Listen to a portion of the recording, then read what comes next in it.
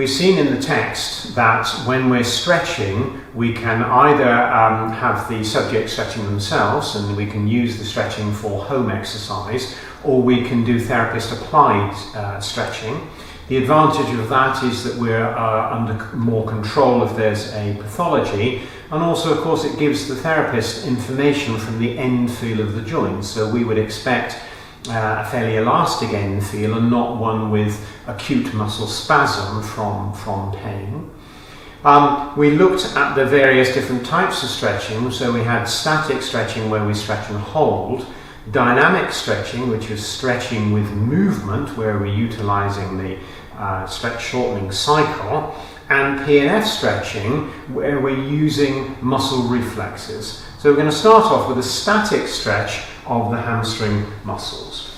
So I'm taking the leg into a straight leg position. So I'm supporting the shin on my shoulder, and if that's uncomfortable for the subject, we just pad the shoulder with a towel. I'm keeping the leg straight by placing my hands below the level of the patella, so I'm making sure I'm not digging my thumbs into the popliteal area or compressing down onto the patella surface.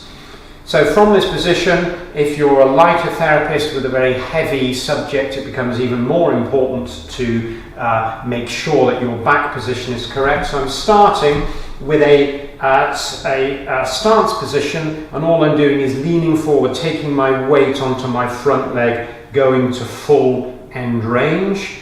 The opposite leg is straight to stabilize the pelvis, and if you find that leg is moving up, then you can of course just stabilize that one as well, or use a weight bag over the leg.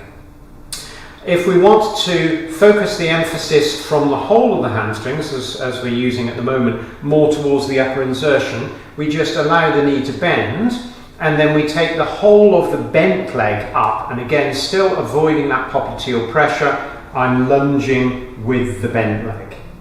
Now, as we do the straight leg raise movement, we're working the hamstrings, but of course we're also challenging the sciatic nerve. And if we want to increase the neural bias of the movement, we can increase the stretch by moving into dorsiflexion and adduction with the leg, and then moving the head into flexion, so the chin comes up onto the chest. Okay, just pop that down. So that's the static stretch of our hamstring muscles.